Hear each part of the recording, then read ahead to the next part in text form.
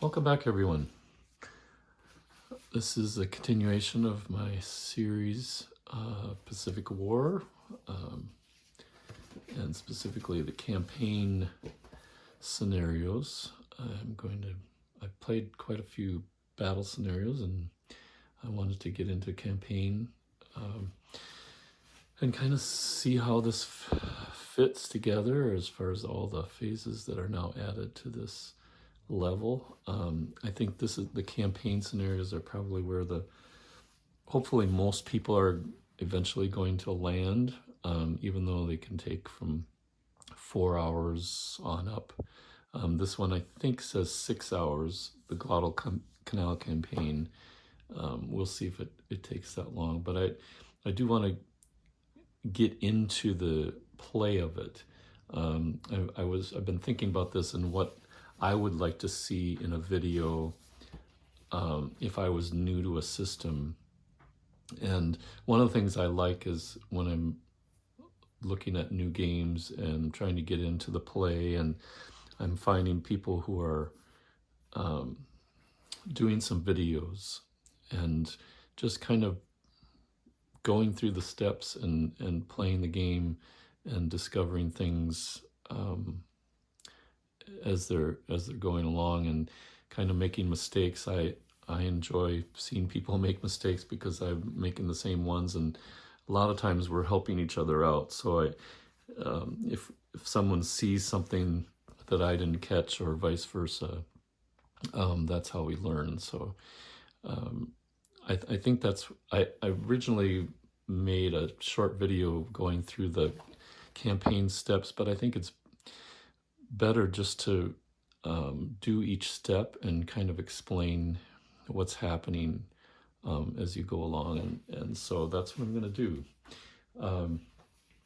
One thing I want to point out that I did the other day, I didn't laminate this, but it's just a copy of the Japanese and the Allied search chart. Notice all I did was do a copy on my machine downstairs and back to back. I did a PDF, and then I went in on my laptop and just added the blue Allied and the blue or the red Japanese, and that's all I did.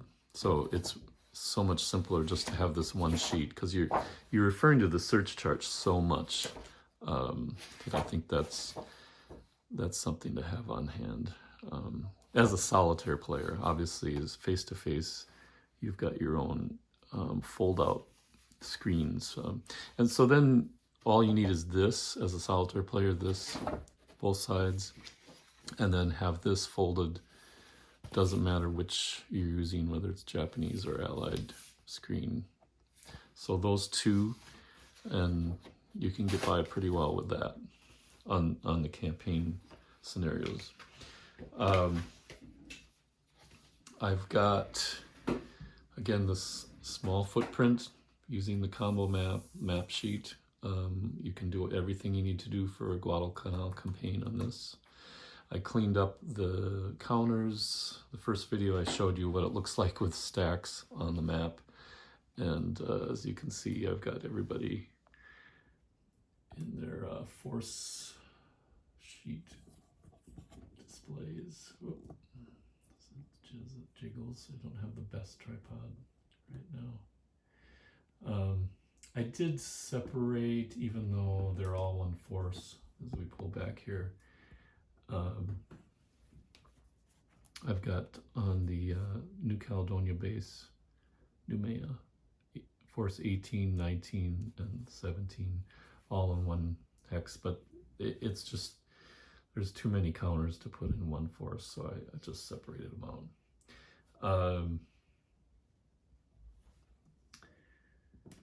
Let's see, I think that's it. And then we're gonna get started. I was gonna show you how I have this set up. Here's my main table, and then over on the side are the two extended sheets. This one that we've used a lot in the battle scenarios, and we will continue to use because we have to go through the battle cycles. And then if you zoom in, there's the phase track for C, standing for campaign. Notice there's only four phases that you don't use in campaign, that you use in strategic. Otherwise, everything else is used. Pull back. And I think I'll use this chart for close-ups. I'll keep track for myself where we are on here, but I'll use the other chart. I believe this is a Japanese display sheet to show where we are on the phases down here. The first step is, for me, it's going to be weather, and even though the weather is in the core rules, it does say that it's optional to use, so you don't have to use the weather, but I'm going to. And if you are going to use the weather, you're going to either have to copy this, and I think if we open this up, and I assume this is very purposeful of GMT and Mark Herman and Simonage that designed this. The board A, if you just take out board A and have it open to this, it's folded up completely, so it's not very big. In fact, it's smaller than a 8x11. So you can have this out, and you've got holding boxes here available. You've got the train chart, which is very easy to read, and it matches perfectly with what's on the map, and then the weather zone and weather condition. So you need this for, I think it's wise to have this out, or else copy this onto a sheet, because you have the terrain cost. This is perfect to have until you have played quite a bit and remember that jungles are 3 and clears are 2 and mix is 6. And what the restricted water and coastal water hexes look like, and all these little symbols. So this is probably indispensable, even if you don't use the weather. So we're going to look at weather. South Pacific, as may be expected, is going to be the least number of variables as far as what the weather is going to be like. It's supposed to be great in the South Pacific, right? So here's the blue matching, and we are in August for the start of the scenario, so we don't even have to roll. You can roll. It's going to be clear weather no matter what. So it'll be a little more interesting when we get into September, and there's a possibility of rain. And then as you go into December, a few months down the line, up here, there's the possibility, 20% chance of squall. So it may not be much of a factor as we play, but it's there. So just want to show you how that works. So that is the first step, is the weather phase. And since we don't have to roll, we'll move on to the next one, which is, I believe, strategic intelligence. Okay, and with that, you simply roll. Now this is supposed to be secret, but as a solitaire player, you're going to know, maybe you're able to forget as you play, like I am sometimes, what the strategic intelligence is for each side. But so you roll for the Japanese player. We're in August, and roll 1 die. Wow. Okay, rolled a 9. That's interesting. So that was a 10% chance of getting level 3 intelligence. That does not bode well for the allied player. So we'll place the intelligence level at 3 for Japanese. I'm going to pull this off so you can see it up close. But you can see the US player has a much better intelligence probability. Wow. As you get into the later years, it's more likely than not that they're actually going to be at level 4 intelligence when you roll. But that definitely shows you what happened in real life and breaking the Japanese code. August. Interesting that the first part of the year is quite a high probability of getting level 4 intelligence. Japanese don't even have possibility of level 4. They did get level 3 this turn.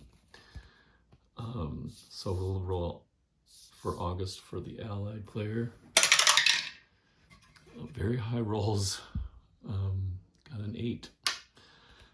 And that is level 3. So they're both at level 3 intelligence.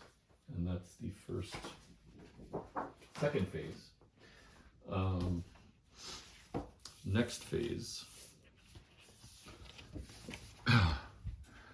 we skip all these 4. This is much more pertaining to long-term strategic planning and effects because of the bombing and merchant shipping, etc. Then we look at the command points. Now this is simply finding out how many command points you have in the phase, but in this case it's assigned, so you don't have to worry about. I'll show you the campaign scenario 4. You can see in August Japanese has 20 only and Allied has 54.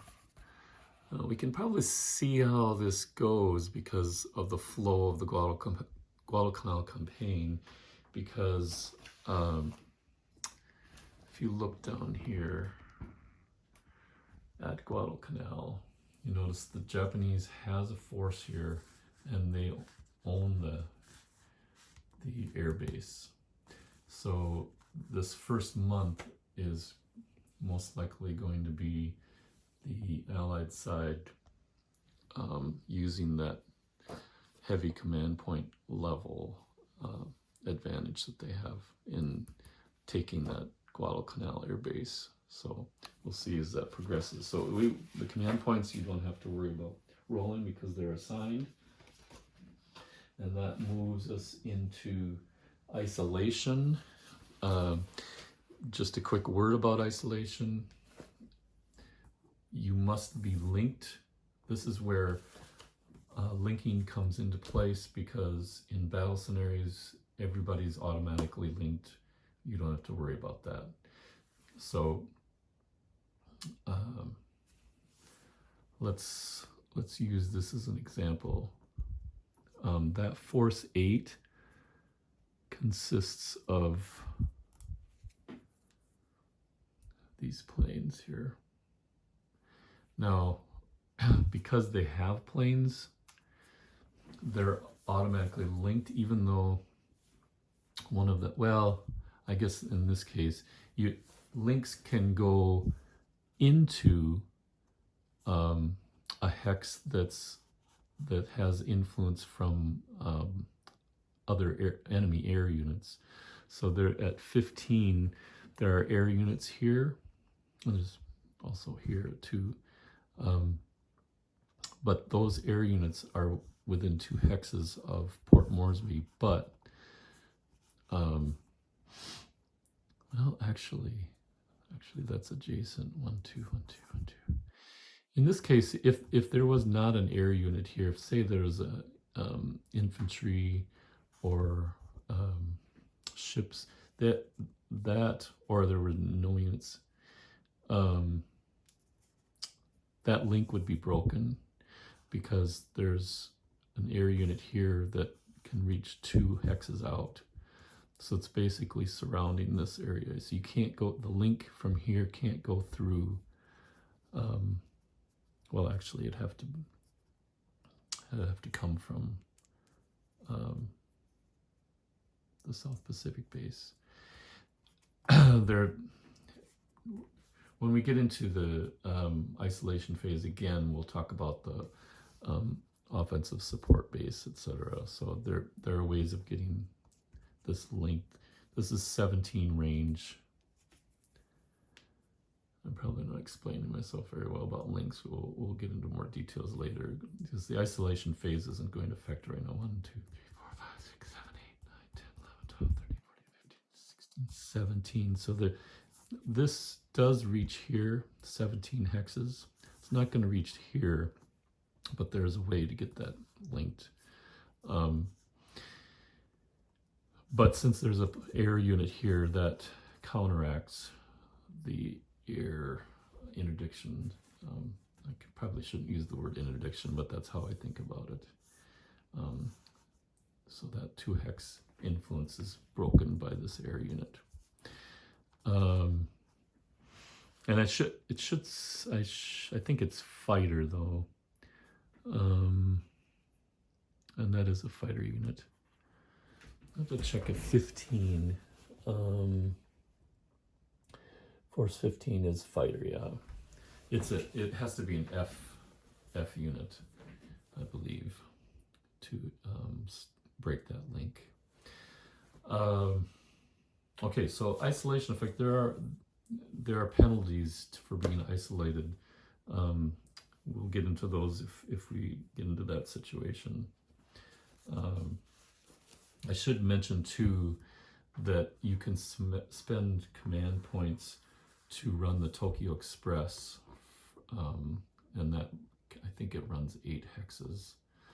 So that's another way. If Guadalcanal gets isolated for the Japanese, if they have destroyer, 6 destroyer steps here, they can pay command points to run the Tokyo Express, just as in real life. So that's kind of cool. Okay, isolation, nothing happening there. Strategic transport. I'm going to pause for a second and double check, see if I want to do anything there. Okay,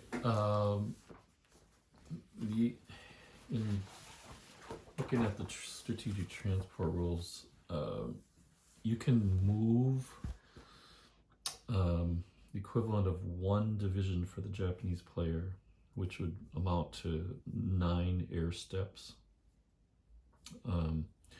or 3 brigades or regiments, or 9 battalions. But and you can move them into a linked area, but you can't move them into a place that's has that influence of an F-type plane. So they're trying to keep you from moving units into contested areas. So you couldn't move units into here or here. The U.S. couldn't move into here because it's too close to the fighter units on both sides. I'm not going to do any strategic movement. I'm going to start where they're at. So we can skip that phase or move on. Reinforcements, there are no reinforcements for August. Naval repair, there's nothing to repair. Replacements, there's no replacements in August. Engineering, I'm not going to do any engineering tasks. Trying to see what's at Guadalcanal here, 11. Yeah, they've actually got a couple of engineer units, but they're not, well, check on being activated. It wouldn't be activated. Well, they can build and repair bases, but there's nothing to repair there.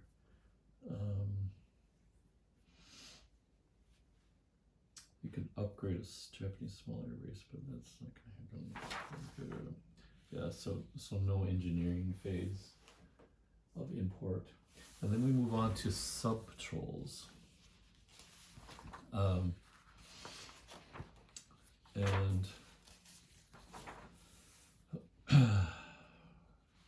let's pause again here. Okay, back. Just double checking on some of these submarine rules.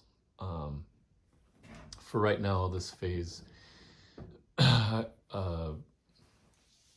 just to get it kind of brief, and we'll get into the submarine attacks when they happen, or the submarine searches when they happen, in the contact phase, etc. But for right now, all you need to understand is, and I think there's not a range limit. I couldn't see anything about how far away the sub-patrols could be placed in relationship to the command center. So I'm assuming there's not really a limit. But each player will spend 1 command point for 6 subs.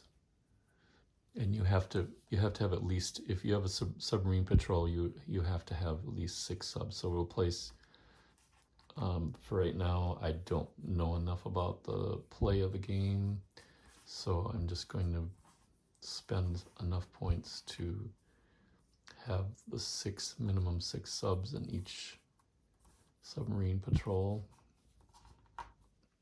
And the way I set this up, again, not knowing totally about how it's going to play out, but as we're learning, I spent 3 points for the allied player for 3 sub-patrols.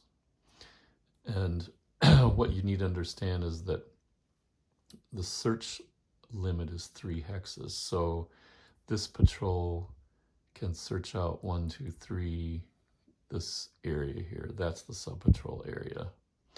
This one, 1, 2, 3, you can see it's covering this area. So, and then this one here, I'm not sure if this is kind of a waste, but there are ships over here that maybe could come through there. That I'll just throw it out there because the allied player has quite a few points to spend. So 1 extra point for sub-patrol, whatever. But you can see that you'd like to have mutually supporting areas, patrol areas, so that, as you can see from this hex, you have 1, 2, 3, that's their limit. And then this one gets to here. So if any ships go through here or through here, we'll be able to at least have a chance to search for those ships. Same thing with the Japanese player. Their search patrol radius goes all the way down to the edge of the board. 1, 2, 3 goes to here, and then this one covers this area. So any ships coming through here, around here, the sub-patrols will have a chance to at least search for them. And when you do search, when we get to that point, it's on the search table night for same hex. So you're looking at this chart, search for naval. Basically, you have a 60% chance of discovering or detecting a task force with a sub-patrol. So you just have to imagine that the sub-patrol, there's 6 subs patrolling this entire area. And so when they do search, they're in the same particular hex. So that's how the sub-phase works. They each spent 2 points for Japanese and 3 points for the Allied side. I'm not sure if that's a wise thing to do. It seems logical to me that you're going to try to put up a submarine screen for any ships that are traveling Allied this way and Japanese this way. So that makes sense to me. And then the next phase is Operation Player Determination phase. Normally this is bid. You'll see that in the next round as we go through the cycle. In the Guadalcanal campaign, the allied player is automatically the operational player, and they get to spend as many points as are available. And I think that is it's actually 54 points, so that seems quite a few to me. That's the most points that anybody can spend until October. So 3 months away, the Japanese can spend 65. So you can see how there was a push at the beginning of this campaign. The Allies really wanted to take Guadalcanal, and then Japanese did a counter push, and then it starts to flow back to the Allied side toward the end of the campaign. So we'll see how that works. And normally you would bid, and we'll go through that process, at least with the solo rules, the next round. So operational player is allied, operational player intelligence. I'm gonna move my camera, and you see this chart here. See over here, this is the table that the reaction player will roll on. And so I just put the I was looking around for some kind of colored markers for the strategic intelligence, but it's not really necessary, because all you have to, they have a little box here for Allied and a box for Japanese. And so if the Japanese intelligence level was 1, I'd just put a 1 here, but they're both at 3. So since the Japanese is the reaction player, they're at 3. So we roll a die to see what this operational intelligence level will be. And it's an 8. Oh, this is gonna be fun. 8 is surprise. So again, normally this would be secret. The operational player would not know. Well, this is gonna be a fun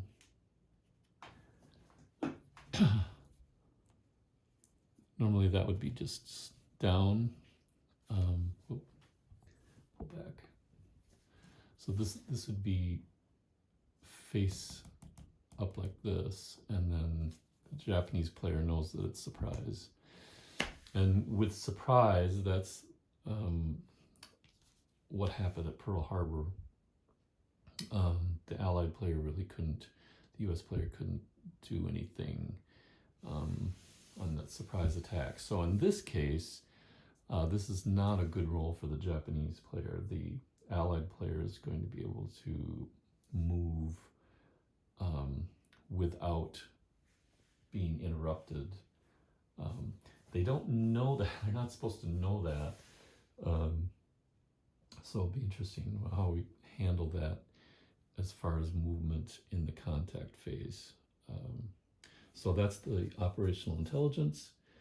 And then we move on to the operational contact phase. And this is where it gets into the nitty gritty. And I'll have to pause here and get set for that phase as we move forward. Now we're getting into the good stuff. Okay, I'm gonna take a step backward here because I did things a little bit out of order. We should go back to the operation player activation phase, and that's pretty important. We determined, because of the scenario rules, that the allied player is going to be operational player. I went to operational intelligence, but you really have to do the operational player activation first, and then the intelligence, which is probably a good thing for solitaire play, because you should be spending points before you know what the operational intelligence is. I mean, you're not supposed to know anyway, but that way you definitely are spending without prior knowledge of what may happen as far as intercept or ambush or surprise. So a couple of clarifications. First of all, I did find the counters. I mentioned that I was looking for these counters, and they were with some miscellaneous Allied and Japanese counters, and there's 3 of these for Japanese, and there's 4 Allied counters. And you can see when they're flipped over, then you can see the level 3 intelligence in there for both of them there that way. If you're playing face to face, those should be face down, so you don't know. And then I did do the rolled for the operational intelligence, and it is surprise. So the Allied is surprising Japanese, but I shouldn't have done that. I want to give you an idea of what is going on with. I can get this mounted now. As far as what kind of things you're going to have to look at for spending points in command. One thing I didn't mention, if you can go over here and up and zoom in, I'm only putting the counter there to show you the possibility. I actually did not spend any points on this, but you can spend 10 points to get an operational or an offensive support base. And in this case, the reason you might do that, if you pull back a little bit or slide over, this hex is within range of the headquarters unit here. It's the range of 17, so that reaches fine. It does not reach this hex, this base, which is in Thursday Island. And that's kind of an important strait to go through. It's not really involved in this campaign so much, but there is a base here, so technically that's not linked. And any units there would have to suffer any isolation penalties if they were larger than 1 step. So if you built an offensive support base here, then you by C would be linked to that base. But that's the only way that this base could be linked at this point.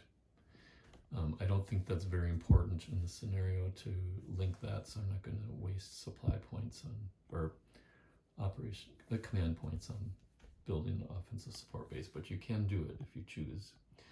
So if you come over here, and I realized too, another reason for having the Japanese display sheet out is to keep track of all the command points and sub points, etc. But with solo play, you could put the counters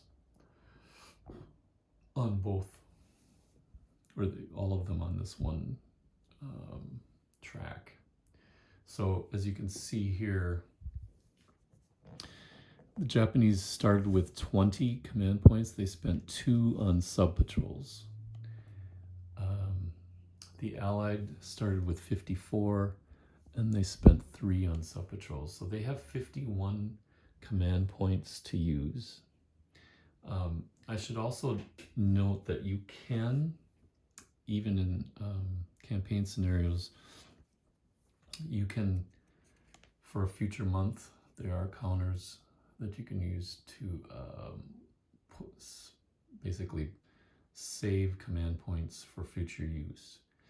Because you have to remember, as far as I can see, if you have so many command points allocated this month, especially in campaign scenarios, it's basically use it or lose it, unless you've created a pool during that command point phase.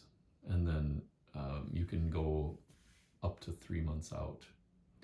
and then you can use these counters to note how many command points you've saved for that particular month. I didn't do that. Just kind of checking things out, so I did not do any future command point supply.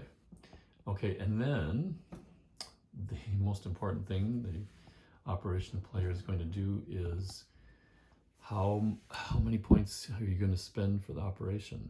And this is where it gets probably the most involved as far as taking time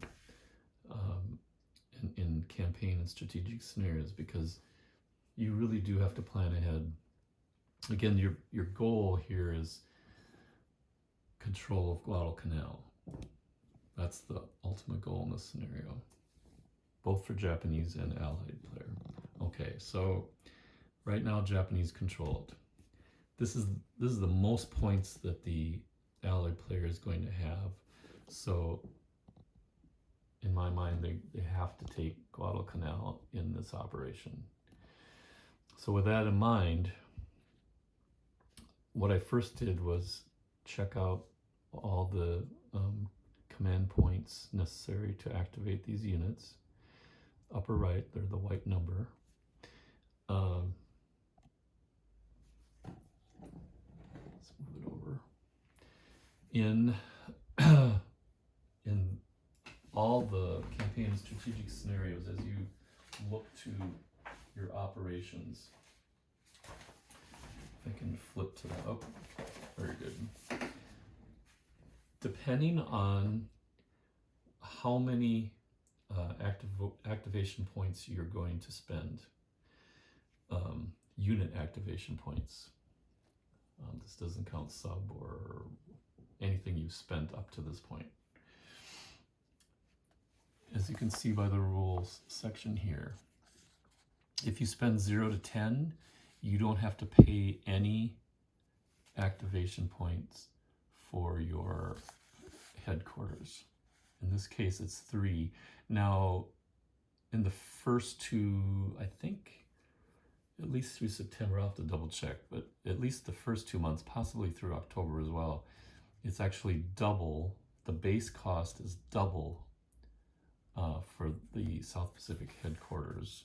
So this turn, the base level is 6. So if I don't spend more than 10, which is not going to happen, it's going to be more than that, I wouldn't have to pay any headquarter activation. If I spend 11 through 20, that also is not going to happen. I'd have to pay double, or I'd pay the actual cost, which would be 6. Then 21 through 30 activation points, that's going to be double the cost, so that would be 12. And then anything above 31 is going to be level 3 operation, and you pay triple. So 6 times 3, that would be 18 points to activate that. Now, this is an important note, and I was wondering about this before. Operation levels are based on the number of actual unit activation points that will be activated. Time multiples are not used. And time is a huge section of the rules. This page on the core rules, page 34, 20.2, time. And it's just such a crucial part of the rules, because time does not flow simply day to day, month to month. It's variable depending on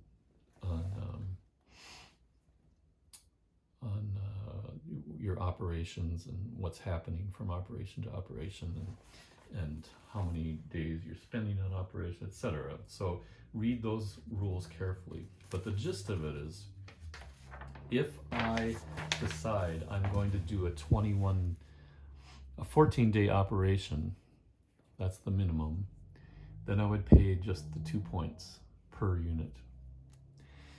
If I do a 21-day operation, which I'm planning to do, I'm not sure if that's, it's possible you can, again, this is the first time I've tried it, Um, I'm going to do a 21 day. It may be possible to do this in 14 days. Well, as I go through it, I'll probably see, wow, I could have done this in a short amount of time. I wouldn't have had to spend so much. But we'll just say 21 days. That means I have to pay double the command point activation costs. Okay. Now, when you decide on the level of operations, as we saw, and I had that open, but what that says is you do not have to pay the time value. So it's just the basic printed costs, which means in this case, I'll step forward to actually what I'm activating just to show you. Getting one task force together. This is going to be my invasion task force. It's going to be supported by 2 carriers and a battleship, some cruisers, some destroyers. I tried to optimize as far as anti-air for these screen units. And then my amphibious transport. And I'm not sure if this is wise. This is fully 11 steps of, because there's three step losses on this unit. That's a whole division of Marine. But let's go for it and see what happens.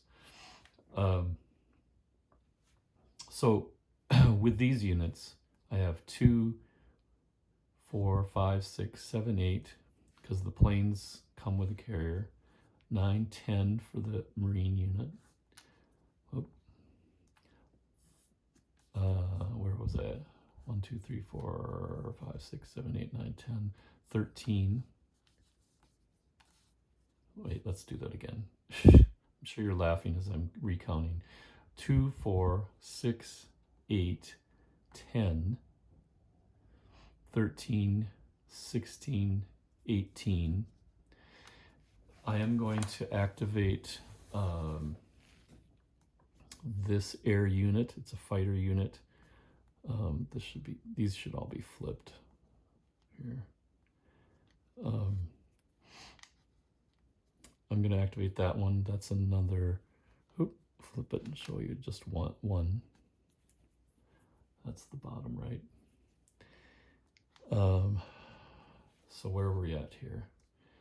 Is that 17, 2, 4, 6, 8, 10, 12, 18, 19. Okay, that's 19 points. If I do it for, that 19 points would put me at level 1 operation, I think. Yep. So if I leave it at 19, I only have to pay, I just realized something. I only have to pay the face value of the headquarter costs, which in this case is 6 for these first couple months for the allied player. So 19, if I double, that's 38, plus the 6 is 44. And I just, 44, I got 51. I can afford to, let's pause for a second. Okay, I could see why this could end up being some decision paralysis for players. But again, as you play through and get used to the flow of things in the campaign and strategic scenarios, I'm sure you'll get better at this. I hope to get better at this. But now I went back and counted up points and tried to see where I could add ships. And I have to say, just as a point of reference, I was kind of hoping to be able to build an air base here, because I think that happened in reality as well eventually, beyond just taking over Guadalcanal's air base, but also building an air base here. But I can't do that this turn. Even though I have units available, I don't have enough points to activate. And here's where the problem comes. I have 51 command points available. If I go to 21, that becomes a level 2 operation, and I have to double the cost of activating that headquarters, which remember is 6 right now, it's not 3. So that means if I went to 21, just say 21 is the minimum, I'd go to level 1 or level 2 operation. Now when I'm figuring out how many command points I'm actually using, I have to double the 21 doubles, so that doubles 42 points. And then if I add this 6, which is also double, that's 12. So I'm already over my 51 possible. So no matter how I look at it, if I go to level 2 operations, which is spending 21 activation points for units, I can't do it. It's just impossible. So either the sub patrol isn't going to really matter. I only started with 54, so it's cutting it close either way. And the other option, I guess, would have been to go to 14, but I'm not sure how that could happen, because if you notice, and I want to land units at Guadalcanal. So this is 1, 2, 3, 4, 5, 6, 7, 8, 9, 10. 10 hexes away. And if I went and as an operational player in the contact phase and I kept going, and I happened to be able to get all the way for whatever reason, it would have to be either surprise or an interception intelligence level without being discovered or detected by any units. So if I manage to get there in one contact phase, if I bring it over here, you can see every time I move 1 hex and I get into a gray space, I have to go forward 1 day. So 10 hexes would be 1, 2, 3, and the last one would be 4. So that's 4 days spent already just on the contact. And then coming back at the minimum, it's going to take, because basically if you're going at full speed, every hex is a day. That's what it would come down to, because if you move 2 during that battle cycle, it would go forward 2 days. So let's just count 1 hex per day. So I've used up 4 days already. 1, 2, 3, 4, 5, 6, 7, 8, 9, 10. That's 14. So it seems like it's cutting it close if you do a 14-day operation. So I feel like I have to do 21 day, which means that it's going to cost more. I have to pay the double cost for activation. So we lose a few points, but take that as a lesson learned. I guess I could have spent it on sub patrols. You can have more than 6 factors here, so I guess I could have had at least 12, because it costs 1 for every 6. So you might as well put 6. So I guess I could have had a 12 number. I think that's how it works. But in any case, you almost have to be planning. That's what's interesting about this game. You almost have to be planning what you're going to do for the operation even before you start spending points on it, because there are other things you can spend points on before you get to that phase, as we talked about, the offensive support base, etc. And you can spend it on engineering, other things like that. So that's where we're at as far as the spending of points. And we're going to have 1 task force, and I'll probably activate 1 more plane. I'll check on that, and and then we'll get started on the contact phases. Note too that you do not have to, I've got some long range air in various places, as does the Japanese. You don't have to activate those units in order to search, so I'm not going to bother doing that. The only time you would have to activate those is if you wanted to move one to a different position, say closer to the front. Then you'd have to make sure to spend that command point, but otherwise no. All right, we'll get started in a minute. Okay, this is the beginning of the contact phase for offense, or the operational player, the allied. It is surprise, which they're not supposed to know, but I think have every intention of just going as far as they can. Remember, if it's interception, if I were to go all the way to Guadalcanal, that would be 10 hexes, and then 1, 2, 3, 4, 5, 6, 7, 8, 9, 10. The Japanese player could get his main force here. There's some other ships here, but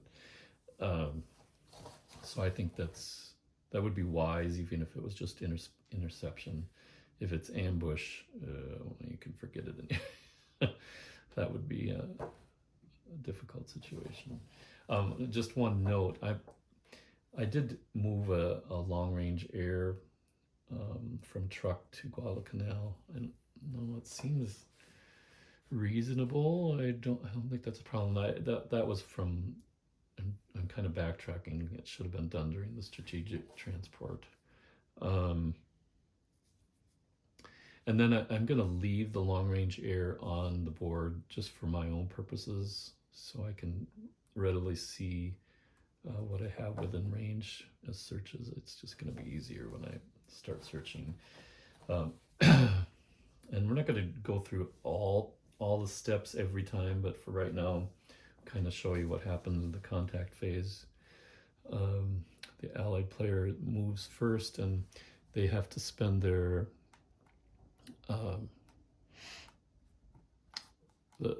the ground movement. Remember, you can move any order, but all the ground have to move together at the same time, and then all the air and all the naval. So this is going to load 11 steps onto my amphibious. That counts as its move. So I can't unload this turn, but I can load. And then the task force starts moving. There's one. Just double check. 1, 2, 3, 4, 5, 6, 7, 8. Technically, you can search before you start, but there's nothing really in range right now. So besides forces that are already considered detected.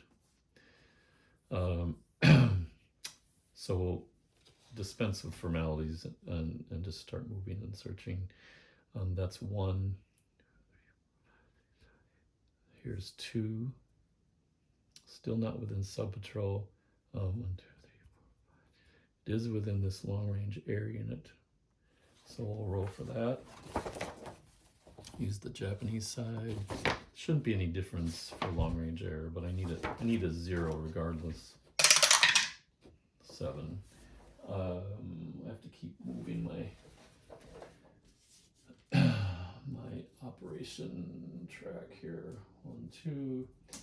The day markers move 1 forward. Oh, I should do this. I forgot. The operation dummy counters look like this as far as the time. So all of them say operation end on one side, but only one of them is not a dummy counter. So I'll place at the beginning of the operation. The operation start marker was, I don't know where that was. I don't know where it went. I'll have to find it. But it started here on 0. So my real one is going to go on 21. That's out to here. And then the dummy ones go at 14. We're looking at the inside circle numbers. And then a dummy one here. So this is what it's going to look like for the opposing player when you're playing face-to-face. There's 3 op ends. You don't know how long it's going to last. Just as a side note too, the red numbers are penalty time, and we'll get into that if we do get into it. We'll talk about it, but I don't anticipate penalty time because those penalties for that are severe. You don't want to do that. So search is unsuccessful. We're going to move again. Now we're going to start to find out whether they think the Japanese player can stop them. So far, they've been able to move freely. Japanese will search again. They're not in sub-patrol range. A 2 at 7 range is not anything. I think you have to get to 6 to start increasing, and then it goes up 10% each time. So that's 3 hexes, 4, and now they're within sub-patrol range. Now it gets a little trickier because sub-patrol is got a 60% chance of discovering them. So we'll go with roll. They got a 1, so they're detected, and now I'm going to check for the sub-attacks because you can attack with the submarines if they're now detected. And I believe they can stop them as well. Let's check. Okay, check the sub rules, and this is where that range comes in. I did read this the first time, but until you play it, you don't think about it. But the sub patrol detected here at the first moment, so it can attack, and what happens is you have to count the number of hexes from that patrol hex back to the submarine command. In this case, it's I think 16 hexes. 1, 2, 3, 4, 5, 6, 7, 8, 9, 10, 11, 12, 13, 14, 16 hexes, and you take that and divide 16 by 5 and round up in this case. So you have to, it's like every 5 increments. So that's going to be 4. 3 plus the 1 extra, and that rounds up to 4. So you take that 4, I've got 6 subs. You divide 6 by 4 and round down. So that's 1 attack. So in this case, if I, and again, something to think about, I could have spent more points on this, especially for the US. But if I had 12 subs there and I divided by that 4, I'd actually get 3 attacks. If I had 8, which is kind of stupid because if you have 8, you might as well pay for 12. So that would have been 3 attacks. So in this case, I have 1 attack that the Japanese can do against this task force. And you roll on 2 points. Each attack is worth 2. And just go to the anti-sub versus naval. And 2 is up here, so we need a 0, 1, or 2 against, actually I'm going to go against the amphibious unit. Rolled a 5, no effect. Okay, so at this point, they are detected. And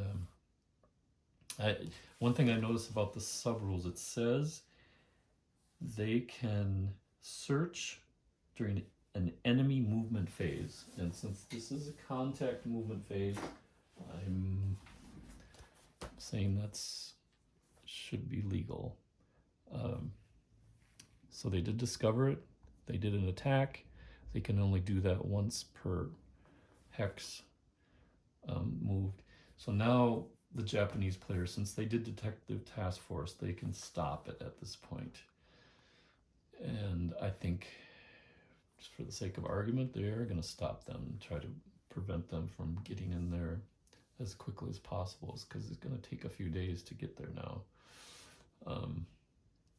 So they're going to stop, and now the Japanese has a chance to go to their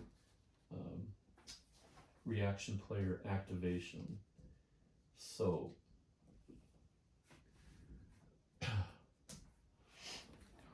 we have to decide how many points, and the Japanese have 18 points left to spend, and we'll take a look at that and get back in a second. Okay, quick explanation of the reaction player, what they can spend with command points.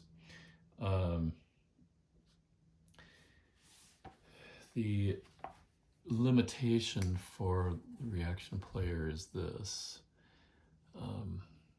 Since there are activated operation player units, you don't have to actually activate any. I suppose you could just let that happen and they're going to try to evade, and you're not going to contest it, except for the fact that you'll have units there that they'll have to combat in order to take over the airfield. But the Japanese is going to activate some units, but here's the limitation. In a surprise attack, the operation level that the Allied player did was 2, so they actually can only do a level 0 operation. And level 0 is 10 or fewer activation points. And there's no headquarter cost. So I don't have to pay for that, but just for the sake of argument, I'm going to activate a task force, at least see if I can't contest it. Let's move it in here. And you can see up. As you can see, I activated 10 points exactly worth of units. There's a couple carriers, battleship, and 4 destroyers. If you are going to activate ships and put them in a task force in support of carriers or whatnot, double check to see if you've got some destroyers that have some nice anti-air. That's the bottom left corner of each ship. So that they only cost 4 points of command, but or activation points, but they're worth 2 each on anti-air, so I think that's reasonable. Maybe kind of a small force, especially they're not supported anywhere else. I don't have anything else activated, so they're the only things that can attack. But in this case, there is no, because it's surprise, and even though I did stop the Allied task force after 4 hexes because of a detection, I cannot do any movement at all during the reaction player contact phase. I can activate the units, that's a separate phase, but I can't move anything. So that brings us up to the first battle cycle, and that's where we'll take it on next time. So there's plenty of stuff to digest in starting out the campaign scenario and all the different parts of the track. But I think that's enough for me, definitely. I'm not sure about you, but we'll get started on the battle cycle pretty soon. See you next time.